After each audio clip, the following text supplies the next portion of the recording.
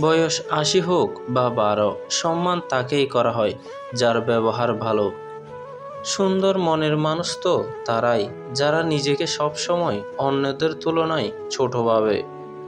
অন্যের ব্যক্তিগত জীবন নিয়ে মাথা না ঘামাতে শিখুন, তাতে নিজের জীবনেই অনেক শান্তি পাবেন। আবেগ আর বিবেকের যুদ্ধে যখন বিবেকের হয় পরাজয়, তখন থেকেই জীবনে দেখা দেয় চির অবক্ষয়।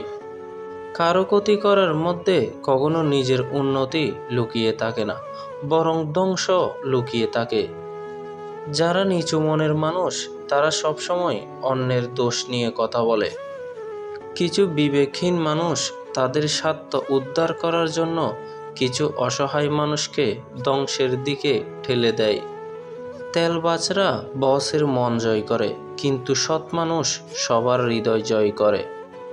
টাকা একটাই কথা বলে, যদি আজ তুমি আমাকে বাঁচিয়ে রাখো তাহলে আমি তোমায় কাল বাঁচাবো। প্রতিদিন ময়লা আবর্জনায় ফেলে দেওয়া রুটিগুলো বলে দেয়, পেট ভরে গেলে মানুষ আর মূল্য দেয় না। সবচেয়ে ভয়ঙ্কর আঘাত দেয় অচেনা মানুষ নয়, চেনা মানুষ যখন হঠাৎ মুখোশ বদলায়। ভালো কেউ রাখে না, ভালো নিজেকে থাকতে হয়। স্বপ্ন যদি বড় হয় তাহলে পরিশ্রমও বড় হতে হবে।